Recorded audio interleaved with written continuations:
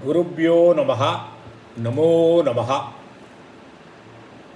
இன்றைக்கி உள்ள போஸ்டிங் என்னென்னா, உலகத்தில் போர், பதற்றம், விலைவாசி, நாசங்கள், மனிதர்கள் நிறைய பேர் நாசமாயிட்டுருக்காங்க, இறந்து போகிறாங்க, இயற்கை வளங்கள் நாசமாகிறது, விலைவாசி கூடுறது, கஷ்டங்கள் ஜாஸ்தியாகிறது, கோபங்கள் ஜாஸ்தி இருக்குது. இது எல்லாருக்கும் ஒரு தாக்கத்தை கொடுக்கறது. எல்லாருமே கனெக்டடு தான். எங்கேயாவது ஒரு இடத்துல ஒரு விஷயம் இருந்ததுன்னா, எப்படி இந்த உடம்புல பில்லியன்ஸ் ஆஃப் செல் இருக்குது, ஈவன் ஒரு செல் ப்ராப்ளம் இருந்தால் கூட அது மற்ற பாகங்களுக்கும் இந்த உடம்புக்கும் டோட்டல் உடம்புக்கும் ப்ராப்ளத்தை க்ரியேட் பண்ணுமோ, அதை மாதிரி எந்த இடத்துல ப்ராப்ளம் ஆனாலும் இன்றோ நாளையோ மற்ற இடங்களுக்கும் தாக்கத்தை கொடுக்கும். அப்போது என்ன ஓடும்? ஒரு சாந்தமான, நிலையான, நீண்ட தொலைநோக்கு கொண்ட பார்வை வேண்டும். அதுக்கு என்ன பண்ணணும்? நம்ம இண்டிவிஜுவலாக இருந்துட்டு என்ன பண்ண முடியும்? கடவுளை வேண்டலாம், அதை கண்டிப்பாக எல்லாரும் பண்ணலாம். ஸோ இன்றைக்கி என்ன பார்க்க போகிறோம்னா, ஃபஸ்ட்டு அணுவாக்கத்துலேருந்து, ஃபஸ்ட்டு சாப்டர்லேருந்து, ருத்ரம், ஸ்ரீருத்ரத்துலேருந்து 2 மந்திரங்களை பார்த்து அதோட அர்த்தத்தை பார்க்க போகிறோம். அந்த மந்திரங்களை நம்ம சாண்ட் பண்ணுவோம். நான் சாண்ட் பண்ணுறேன், நான் சாண்ட் பண்ணிட்டு, ஏன்னா ஒவ்வொரு சின்ன சின்ன துரும்பும் பல்குத்து உடவும் இல்லையா? நம்ம எல்லாரும் அந்த மாதிரி எல்லாம் பண்ணினோம்னா இந்த எண்ணங்கள் வந்தாலே பொறுமை. மந்திரங்கள் சொல்லாடத்தில் அந்த எண்ணங்கள் வந்தாலும் சரி, இதை கேட்டால் கூட நம்ம அந்த கேட்கும் இந்த வீடியோ கேட்கும்போது அதுக்கு தகுந்த எண்ணங்கள் வரும்போது அந்த எண்ணங்கள் என்ன ஆகுது? ஃப்ரீக்வன்சி, வைப்ரேஷன் தானே, எனர்ஜி தானே, அதுதானே உலகம்.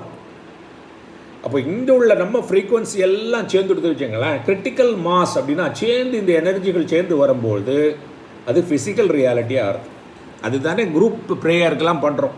அது மழை பெய்யணுன்னாலும் சரி, பஞ்சங்கள் போகணுன்னாலும் சரி, எல்லோரும் குரூப்பாக சேர்ந்து பண்ணும்போது, எஸ்பெஷலி தண்ணி இருக்கிற இடத்துல, ஏன்னா தண்ணிக்கு இந்த எண்ணங்களை, இந்த அதிர்வுகளை ஸ்டோர் பண்ணி வச்சுக்கொள்ளி அதை உபயோகிக்கக்கூடிய தன்மை இருக்குது. எல்லா கோயில் பக்கத்துலேயும் பாருங்களேன், எல்லா ரிலீஜியஸ்லேயும் எங்கே அந்த கோவிலோ அவங்களுடைய ப்ரேயர் இடத்துல பார்த்தீங்கன்னா ஒரு தண்ணியோடு ரிசர்வாயர் இருக்கும், ஒரு டேங்கோ அல்லது பக்கத்தில் ரிவரோ எதாவது இருக்கும், தண்ணி இருக்கும் பாருங்கள். ஏன்னா இது நல்ல காரியம் சொல்லும்போது அது சேர்த்து வச்சுக்கொள்ளக்கூடிய தன்மைகள் இருக்குது. நம்ம உடம்புலேயே 70-80% தண்ணியாக தானே இருக்குது. அதனால தான் நம்மளுடைய எண்ணங்கள் நம்மளை அஃபெக்ட் பண்ணுறது. ஸோ நம்ம என்ன பண்ண போகிறோம்னா, ருத்ரத்துலேருந்து 2 மந்திரம் நம்ம சொல்லணும், கேளுங்க. கேட்கும்போது அதுக்கு தகுந்த எண்ணங்கள் வரும். அந்த எண்ணங்கள் அதுக்கு தகுந்த அதிர்வலைகளை உண்டு பண்ணி இந்த உலகத்தில் ஒரு பீஸ் கொண்டு வரும். இது நிறைய பேர் பண்ணிகிட்ருக்காங்க, நம்மளும் பண்ணலாம். நம்மளால் முடிஞ்ச சின்ன உதவி. ஸ்ரீருத்ரத்தோட பெனிஃபிட்டை சொல்லணுன்னாக்க, நேற்றுக்கு ஒரு வீடியோ பார்த்தேன். ஒரு மகான் ஆற்றில் குளிச்சுட்டு வரும்போது பார்த்தா அந்த படித்தட்டில் ஒரு சன்னியாசி உட்காந்துருக்கார். அப்போ சன்னியாசி, இது பழைய கதை, இது சன்னியாசிகளை பார்த்தா உடனே சாஷ்டாங்கமாக நமஸ்காரம் பண்ணி அவங்களுடைய ஆசீர்வாதம் வாங்கிப்பாங்க எல்லோரும். ஸோ உடனே இவரும் அவரை நமஸ்காரம் பண்ணுறாரு. நமஸ்காரம் பண்ணிவிட்டு உடனே அவர்கிட்ட, இன்றைக்கி மத்தியானம் உங்களுக்கு பிக்ஷை எங்கே, உங்களை எங்கே சாப்பாடு அப்படின்னு கேட்குறாரு. அந்த சன்னியாசி யோசிக்காமல் உங்கள் வீட்டில் தான் அப்படின்றார். உடனே இவருக்கு சந்தோஷம். ஏன்னா சன்னியாசி வீட்டுக்கு வர்றது கொடுத்து வச்சுருந்தா தான் கிடைக்கும். ஏன்னா அவங்க வர்றது கடவுள் வர மாதிரி. ஏன்னா நல்ல எண்ணங்களை கொண்டுறாங்கல்ல, நல்ல வைப்ரேஷனை கொண்டுறாங்கல்ல. வைப்ரேஷன் தானே லைஃப். நம்ம வீட்டுக்கு பாருங்களேன், நல்லவங்கள் வந்தாங்கன்னா நல்ல எண்ணங்கள், நம்ம நல்லா இருக்கணும், நம்ம குழந்தைகள் நல்லா இருக்கணும், நம்ம வளமாக இருக்கணுங்கிற மாதிரி அந்த எண்ணங்களோட வரவங்க கூட இருக்கும்போது நம்மளும் கம்ஃபர்டபுளாக இருப்போம். இவங்க இன்னும் கொஞ்சம் இருந்தால் நல்லா இருக்குமே தோணும். சில பேர்கள்லாம் பார்த்தோம், அதை பற்றி பேச வேண்டாம், அந்த மாதிரி ஆட்கள் இருக்கும்போது டிஸ்டர்பன்ஸாக ஆகிறது இல்லை. அப்போ சன்னியாசி வீட்டுக்கு வரவங்க குஷியாகிட்டார். இவர் குஷியாகிட்டு வீட்டுக்கு போய் மனைவிட்ட சொல்கிறாரு, இதை மாதிரி சன்னியாசி நம்ம வீட்டுக்கு சாப்பிட வராரு, எல்லாத்தையும் ப்ரிப்பேர் பண்ணு. இது பழைய காலத்து கதை. அந்த காலத்தில் எலக்ட்ரிசிட்டி கூட கிடையாது, கரண்ட்டு கூட கிடையாது. அப்போ என்ன ஆகுன்னா, வீடெல்லாம் பார்த்திங்கன்னா சின்ன வீடாக இருக்கும். அந்த இந்த ஸ்டோர் ரூம்னு ஒன்று இருக்குல்ல, பாவுள் அப்படிம்பாங்க, கரெக்டாக தெரில. அந்த பாவுளில் சாமான்லாம் வச்சுருப்பாங்க, சமைக்கக்கூடிய சாமான்கள்லாம் வச்சுருப்பாங்க. அப்போது அந்த அம்மா சமைக்க ஆரம்பிச்சிட்டாங்க.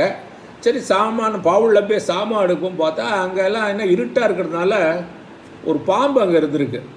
இவங்க தெரியாமல் மிதிச்சிட்டாங்களா என்னன்னு தெரில, அந்த பாம்பு போட்டிருந்தவங்கள அவங்க உடனே கீழே இறந்து போயிடுறாங்க. இவரா ஹஸ்பண்டாக என்னாச்சு, ஒய்ஃபை காணலையே, கிச்சனில் அடுப்பு அடி பக்கத்தில் இல்லையேன்னு தேடி பார்க்கும்போது இவங்களுக்கு பாம்பு போட்டு இறந்துடுறாங்க. இவருக்கா ரொம்ப வருத்தம், துணைவியார தன்னோட மனைவி இழந்தது ரொம்ப வருத்தமாக இருக்குது. அது மட்டும் இல்லை, இன்றைக்கி சன்னியாசியை கூப்பிட்ருக்கோமே இந்த மாதிரி ஆகிடுத்த, என்ன பண்ணுறது ஏது பண்ணுறதுன்னு தெரில. கடைசியில் சரி மனசை ஒரு தைரியத்தை வர வச்சுட்டு அந்த சன்னியாசி போய் பார்த்துட்டு, சார் இப்படி ஆகிடுது. உடனே சன்னியாசி சொன்னார், அதெல்லாம் இல்லை, நம்ம அக்ரி பண்ணிட்டோம் சாப்பாடுக்கு, நான் உங்கள் வீட்டுக்கு சாப்பாடுக்கு வரேன்ட்டேன்.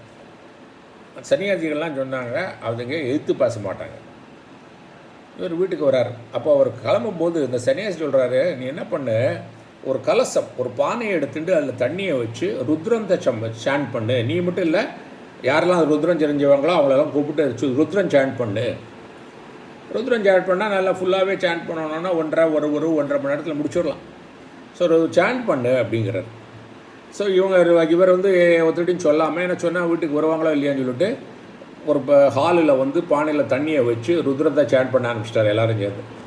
ருத்ரத்தை சாண்ட் பண்ணி முடிக்கிற டயத்தில் கரெக்டாக அந்த சன்னியாசி வர்றார். அவர் சொல்கிறாரு, அந்த ருத்ரத்தை சாண்ட் பண்ணி இந்த கலசில் தண்ணி வச்சல, தண்ணிக்கு எனர்ஜி, அதை பற்றி நம்ம பேசுகிறோம்ல, மெசேஜ் ஃப்ரம் வாட்டர்னு சொல்லிட்டு ஒரு பியூட்டிஃபுல் புக்கு கூட இருக்குது, ஒரு ஜப்பானீஸ் ரிஜிஸ்டர் இருக்குது, அது நல்லா படிங்க அந்த புக்கை. அப்போது அந்த தண்ணியை வந்து அந்த ஒய்ஃப் மேலே அபிஷேகம் பண்ணு அப்படிங்கிறார். அப்படியே அந்த ஒய்ஃப் மேலே அந்த தண்ணியை விடுறார். உடனே அந்த ஒய்ஃப் வந்து கடக்குன்னு எழுந்துட்டு சமையல் எங்கே விட்டாங்களோ அந்த இடத்துக்கு அங்கேருந்து கண்டினியூ பண்ண ஆரம்பிச்சிட்டாங்க. அப்புறம் எல்லாருக்கும் சாப்பாடு போட்டு, யார் ருத்ரன் சாண்ட் பண்ணாங்களோ அவங்களுக்கு சன்னியாசிக்கெல்லாம் சாப்பாடு போட்டு இவர் ரொம்ப சந்தோஷமாயிட்டார். இது ருத்ரத்தோடு சக்தி, பயன், அந்த தண்ணியில் ஒரு ஸ்டோர் பண்ணக்கூடிய எனர்ஜி நிறைய இருக்குது.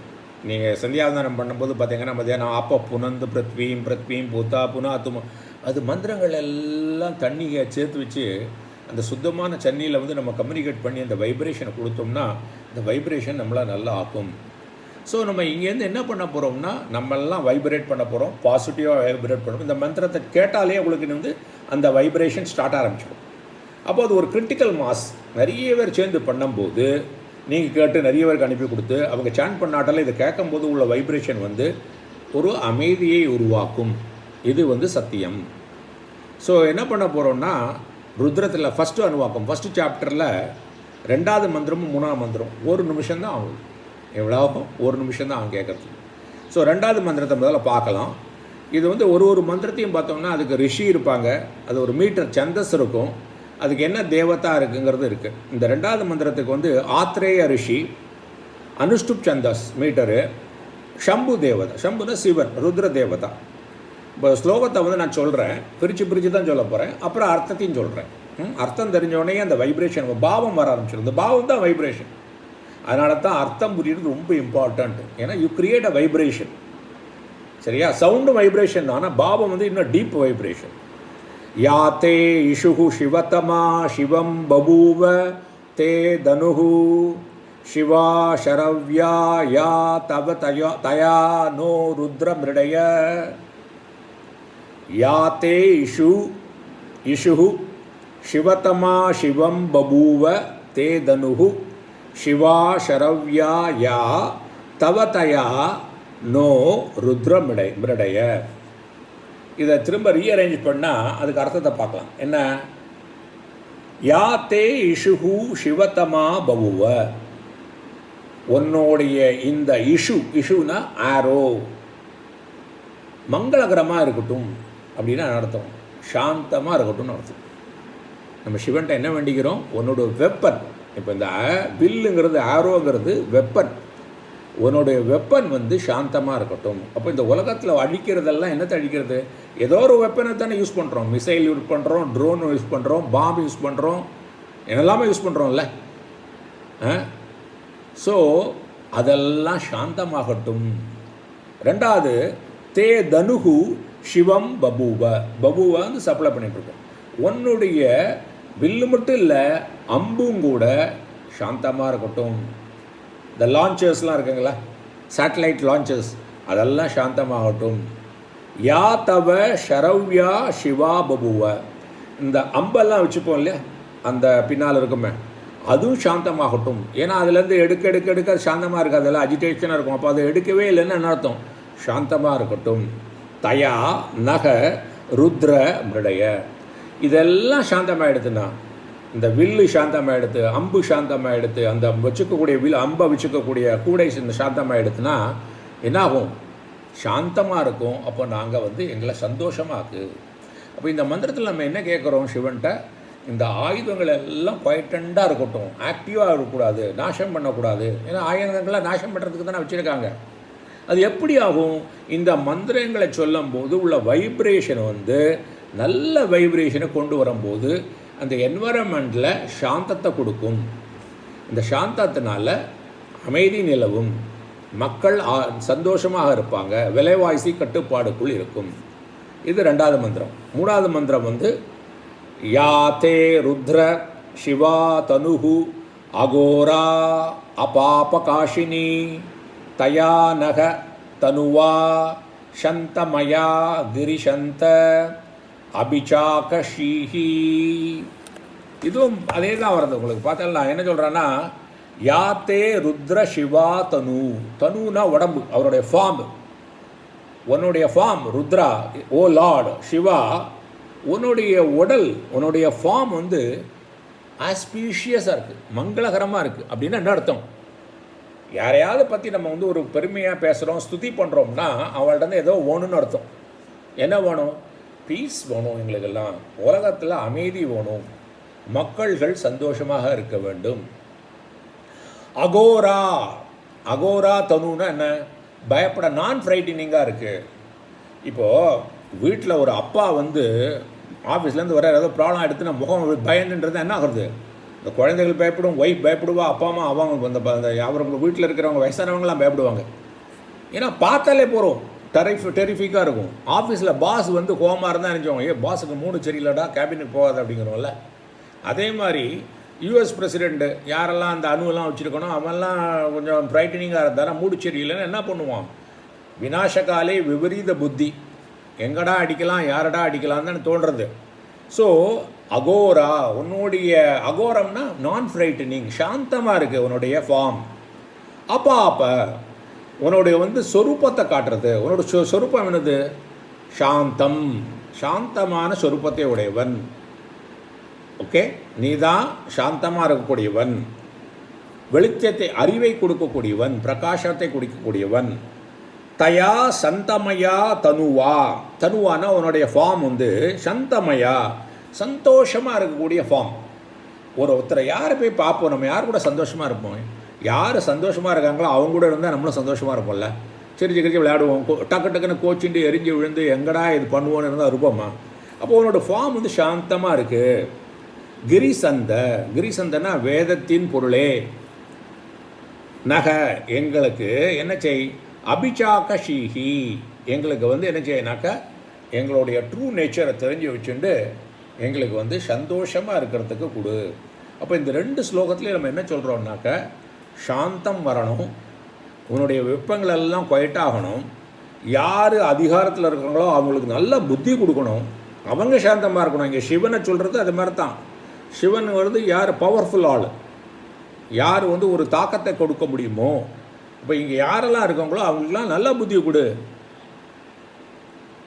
அதை மாதிரி இந்த பவரில் இருக்கிறவங்களாம் நல்ல புத்தியை கொடுத்து உலகத்தில் ஒரு நல்ல மீடியேட்டர் வந்து எல்லாத்தையும் சாந்தமாக கொண்டு வந்து இந்த உலகம் எல்லாம் மக்களெல்லாம் சாந்தமாக இருந்து அழிவாகாமல், நாசமாகாமல், இயற்கை வளங்கள்லாம் நாசமாகாமல் எல்லாரும் லோகா சமஸ்தா சுகினோ பவந்தி, எல்லாரும் சந்தோஷமாக இருக்கணும் இல்லையா?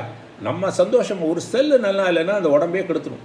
இப்போ பக்கத்து வீட்டுக்காரனோ இப்போ அண்டையதுக்கு நாட்டுக்காரனோ அவன் சந்தோஷப்படாமல் கஷ்டப்பட்டுட்டு இருந்தால் இன்றைக்கோ நாளைக்கோ அது நம்மளை அஃபெக்ட் பண்ணும்.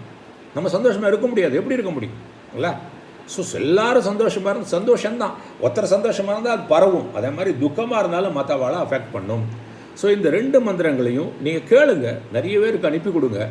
அவங்க கேட்கும் போதே அவங்களுடைய எண்ணங்கள் அர்த்தத்தை புரிஞ்சதுனால எண்ணங்கள் வந்து என்ன ஆகும்னா அதுக்கு தக்கன கரஸ்பாண்டிங் வைப்ரேஷன்ஸ், ஃப்ரீக்வன்சியை கொடுத்து ஒரு சாந்தத்தை கண்டிப்பாக என்வரன்மெண்ட்டில் கொடுக்கும். ஏன்னா நிறைய பேர் பண்ணும்போது அந்த கிரிட்டிக்கல் மாஸ் வந்து ஃபிசிக்கல் ரியாலிட்டியாக ஆகும். இதெல்லாம் ரிசர்ச் ஃபைண்டிங். சரியா? இந்த 2 ஸ்லோகத்தையும் நீங்கள் வந்து மந்திரத்தையும் கேளுங்கோ, நிறைய பேருக்கு அனுப்பி கொடுங்கோ. கூடிய விரைவில் கடவுள்கிட்ட பிரார்த்திக்கிறேன், ஒரு சாந்தம் வந்து எல்லாரும் நல்ல புத்தி கிடச்சி சந்தோஷமாக இருக்கணும்னு சொல்லிட்டு முடிச்சுக்கிறேன். குருப்யோ நமஹ நமோ நமஹ.